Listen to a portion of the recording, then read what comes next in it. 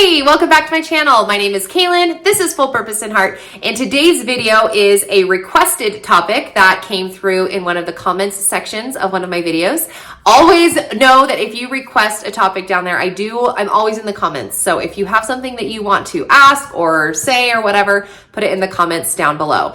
So today's video, we're going to be talking about a few suggestions or essentials that I think you should include if you're starting a preschool or you're doing kindergarten, maybe even first grade with your own children. We are officially out of the preschool kindergarten age range, and being that I just filmed and posted all of our curriculum picks for this year, it's kind of been on my mind, and it is a topic of conversation that I have in my real life when people ask, what would you recommend, or how can I start preschool and kindergarten and make it successful? So I have 5 essentials that I think that would be helpful for you to consider and maybe implement in your schoolroom. So let's go ahead and get started.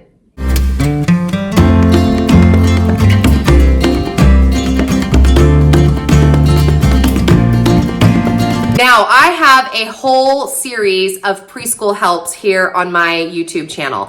If you are new, I have been schooling my children from the beginning. We are in our 8th year now, if you count the preschool kindergarten years. I taught preschool to the neighborhood children for a few years.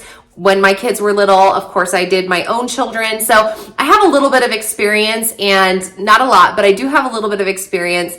And it is a question that does come up a lot when I talk to people. And I, again, have a whole bunch of resources here on YouTube, some of which I will actually put in the eye in the sky up here in the corner.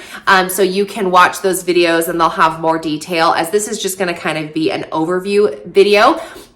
We'll get this out of the way. If you are new, please consider subscribing. Make sure you hit that bell so you can get notifications when I post new content, if you want to kind of know what's going on over on our side of the mountain. So off and away, we have 5 suggestions that I want to share with you today, and in no particular order. I think that they're all important, and you can, of course, decide what you want, take some and leave some as you will. So my first tip that I would give to anybody is you're going to want to have a dedicated space in your home that is your school space. And being that you're just starting out, it can be your kitchen table, it can be kind of a corner in your family room. If you have an extra bedroom or an extra space in your home, a room in your home, you can use that space as well. We started, like many homeschoolers do, at our kitchen table, and I had like a little space next to it. It wasn't even like a cart. It was just like a box on the floor that I would move our little manipulatives into as we had finished our day.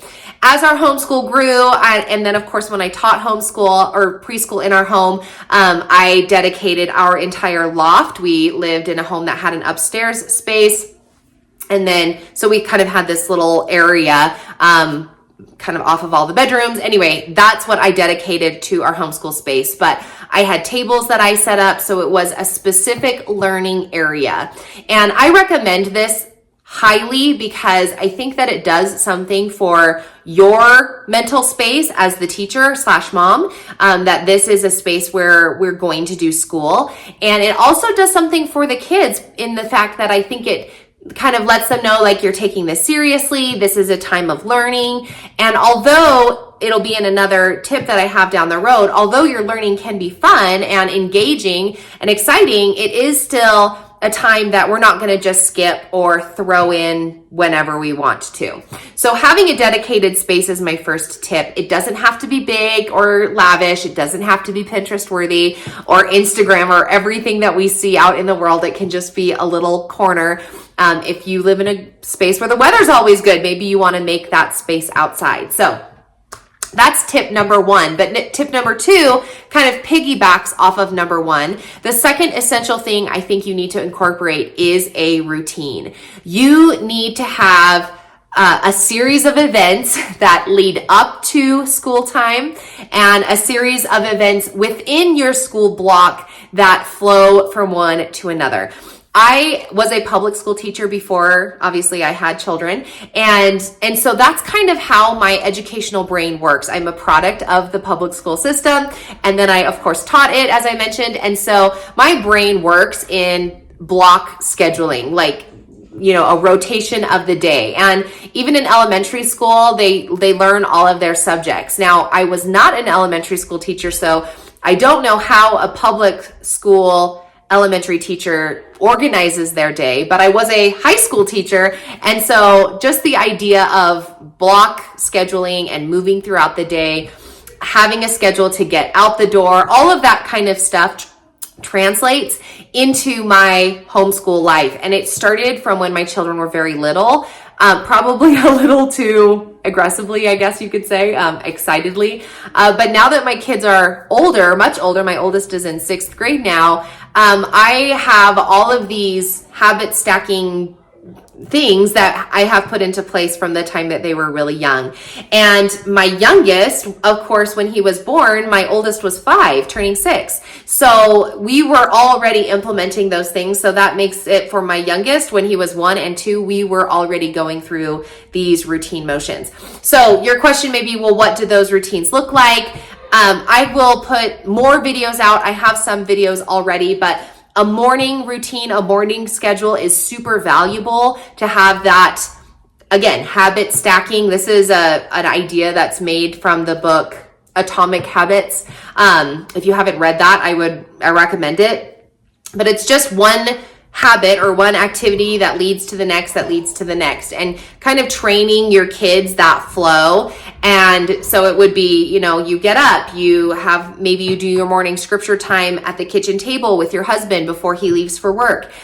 Or maybe they get dressed and they brush their teeth and their hair, and what do you want them to have completed before they come to school?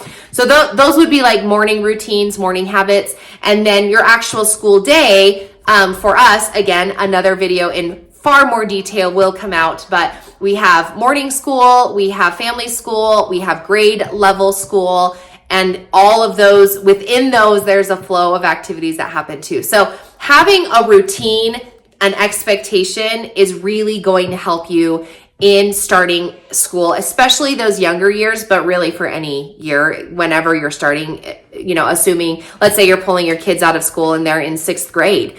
Having that built-in routine is going to be beneficial.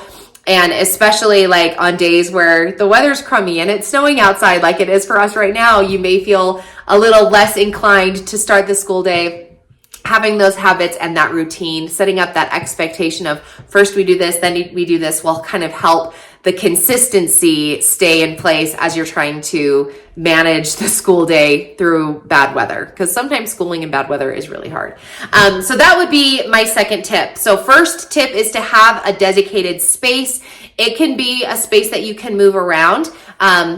Going back to that, I probably shouldn't, but I will. When we were on our road trip, we did schooling for 6 months on the road several years ago. So our school space was the kitchen table wherever we were. And I just had this like travel caddy that all of our supplies and curriculum and manipulatives were in, and the kids knew this was the school space. So it doesn't have to be like a classroom. It could be somewhere that you can move, but just as long as you have a dedicated space, you're schooling in the same space every day. And then the second one, in conjunction with that, make sure that your routine, you're schooling at about the same time every day. If you're an afternoon school, that's great. If you're a morning school, that's great. Whatever works for your family. If you're working around perhaps a work schedule, then that's fine, just as long as there is a flow and a routine. Okay? Number 3, the third essential that I would have is curriculum based. Now, when it comes to curriculum, the world is your oyster. There are so many published curriculums, unpublished curriculums, little tiny shops that are making curriculum packets that you can do. The options are endless, probably more than we actually need, which is another problem that we have. So where do you start? My recommendation is going to be to have the daily learning notebook. Now, I don't have one to show you, so that first thing I'm going to say, go to the eye in the sky and click on that when you have some time, maybe right now, if you don't want to finish this video, whatever you want to do. That is my number 1 teaching tool for younger grades. Preschool, kindergarten, even 1st grade. If you have a young student or your first child, it's great to kind of throw that in there. I find that for me, because my youngest is in 1st grade, you would think, oh, are you still using it?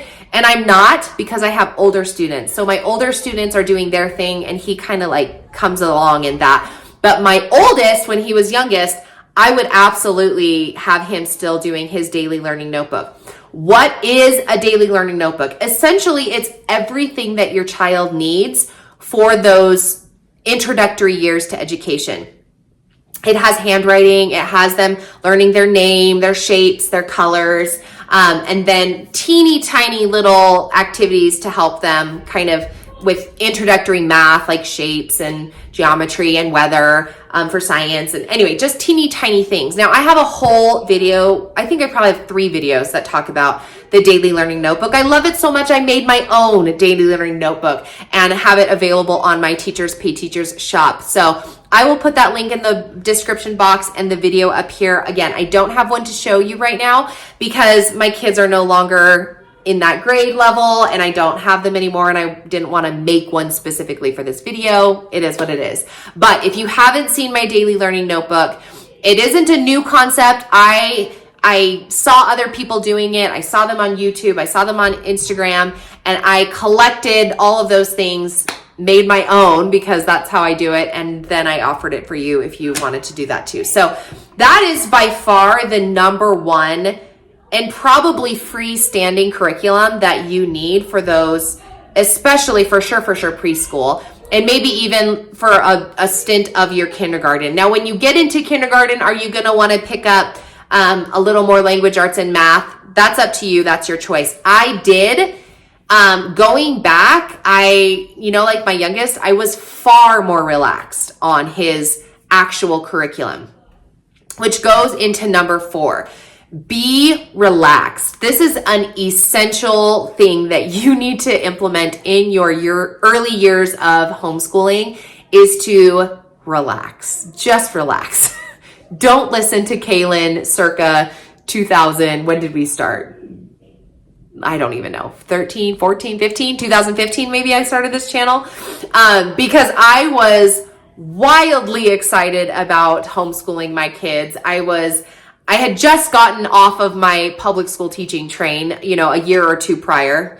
I guess I started my kids when they were about 5 or 4, maybe. Anyway, so I'd been out of the public school game for 4 years, but I was wildly excited and I jumped in with both feet and I bought all of this curriculum and all of these manipulatives and all of this stuff.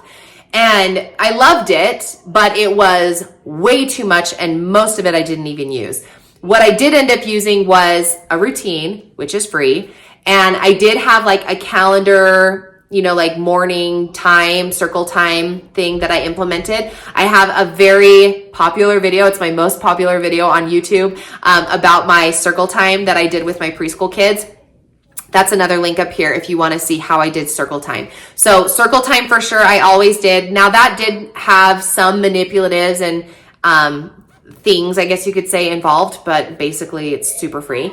And then the daily learning notebook. So of all of the things to include, math, science, blah, blah, blah, blah, blah, blah, blah, there's so much. But I would just recommend to take a step back and relax a little bit, which leads us into the number 5 essential, is to have fun. It is essential that you have fun, especially in those primitive years and the beginning years of your homeschool journey. I have a 6th grader now and I still have fun, but it's different because we do larger concepts and bigger, everything. But in those early years, the life cycles are so fun, and, learning about states and learning about animals and learning about your body, and science is just a wild world of just wonderfulness that you can dive into and make it an explorative learning experience. Could you buy a curriculum book that teaches or that walks you through a science curriculum for your kids? Absolutely, you can. But is it necessary? I would say no. Pinterest is an awesome resource where you can go to and just type in anything, the weather, type it in, and there's going to be this whole stuff where you can do activities and games and maybe print off a little coloring sheet and just make school so fun. Especially in those beginning years, I think that the most important thing you're trying to nail down is that learning is fun. And learning is the spice of life. And we're always going to be learning. And to show your kids through your own explorative learning behaviors that we don't know everything and we can learn more. And it's just a really fun season of life. I think that too many times, and I was guilty of this, that we get caught up in the public schooled world that we were raised in, that we want to translate that into our children's education. And their peers, especially those who are in kindergarten or first grade, their peers are receiving a different style of education that's going to look different, which may make us feel like we're not doing it right or they're falling behind. I have so many other videos about these topics that you can look at here on my YouTube channel. I need to reorganize all of my playlists so that they're in the right kind of categories. And then you can watch what you want to watch for those, curriculum or homeschool helps or teaching tips or stuff like that. But as it stands, let it be known that these are my 5 essential tips that I would recommend you bring into your homeschool for the years, kindergarten, preschool, kindergarten, and then maybe some early first grade. If I were talking to myself going back to 2015, whatever it was, I would say, Kaylin, first of all, find a space that you want to homeschool in and make that your school space. It can be your kitchen table. It can be the corner next to the couch, whatever you want to do. So you can throw videos up on the screen. Here's a bonus. I love ABC Mouse has one video for all of the letters of the alphabet. And that was one thing I always did with my preschool is that, so I say that because you're thinking, oh, my homeschool space is by the TV. Then I would throw it up on YouTube and we would listen to whatever letter that we're learning about for that week or month or whatever we choose to do. So anyway, that's just a free tip for you. It's free. Just type in YouTube, type ABC Mouse letter A, and then it'll pop up and they have one for all the letters. And it's just this darling song and I love it. Okay. A free tip for you, my friends. All right. So I would say to myself, Kaylin, get a space. 2, get a routine. 3, you want to teach them something, get the daily learning notebook. Invest a teeny bit of money into a binder and a good printer and get the HP Instant Ink, or actually now there's a new one too. I have HP Instant Ink. That's the printer that I use, or the ink that I use, where the internet talks to my printer. And so they just send me ink when I need it. And it's just a monthly fee, a flat fee. So whatever I want to print in however much color. The other one that just came out is Epson ink. It's an Epson printer and you get an ink jar. I haven't tried it, but I've been tempted because I think it's almost time for me to replace my printer. It's been 4 years now. So anyway, another free tip for you, my friend. Okay, get yourself the daily learning notebook, print off those pages, and then you just refresh them weekly. I could talk so much about this. Maybe I will make a new daily learning notebook. Just look in the eye in the sky. It's already there, but I'll see if I can maybe put an updated one of what I would do for sure right now, because it was by far the best curriculum that I had when I taught preschool. It was amazing. Okay. And then relax. Don't freak out about, am I teaching enough or am I staying with the state standards? Oh man, I spent so much time worrying about that and printing off papers and trying to make sure I was aligned with that stuff does not even matter. So anyway, that's that. And then the last one is to have fun, have so much fun. Homeschooling is so much fun. There is a ton of inspiration and encouragement that you can get from Instagram homeschool accounts or Pinterest ideas. Don't get overwhelmed with it. If you're following somebody who's not bringing you encouragement or excitement and instead making you feel like you're not doing enough, or they're so creative, why can't I be creative? Or I don't have the budget to be able to buy those types of supplies or manipulatives, then don't follow those accounts. Follow the accounts that make you feel like they're, kind of on the same level as you and approaches it the same way as you do and sends that encouragement, because that's what this this whole journey needs to be about. So set yourself up at the very beginning to have fun and to learn with your children and to learn how to learn with your children. Everybody's learning. Your kids are learning how to learn. You're learning how to teach. It's just a remarkable, fun world. And I would send all of the encouragement, all of the love your way. And if you have questions or concerns or you want me to dive a little bit deeper into one of these topics, in the description box below, write those things down and I will create video content that will help you kind of see how I did it or an idea or structure, because that's how I learned. I had YouTube mentors who don't even know I exist, but that's how I learned, is I watched what were they doing and how did they do it and what did they think about what they did, and then I would kind of change it up and modify it so that it fit in our school, and now here we are 8 years later, and just I wouldn't even consider anything different than what we've done over the past 8 years. So anyway, hopefully that was encouraging. Again, if you have questions or comments or anything that you want to add, put it in that description box below. I am always in my comments. Consider subscribing if homeschool is something that you're doing and you want to follow along with what we've got on our side of the mountain, and hit that little bell so that you can get notifications. I am really consistent right now posting videos. I've got lots of content. I feel like every video that I make, I'm like, oh, I'll put this in another video, and in my calendar, I'm like, I don't even have room to fit another video unless I want to post every day. And I'm not an everyday poster. This is not my job. I don't do YouTube to make an income or for my job. I do this because it was so much help for me when I was starting out. And even to this day, it's so much help to me to come to YouTube and find encouragement and ideas and resources and all of the things that me adding to that pool is it's just something that I love to do. It's a fun little hobby. So anyway, I'm not sure how we got on that tangent, but there you go. Happy day. Hopefully you have a great one, and we will see you in the next video.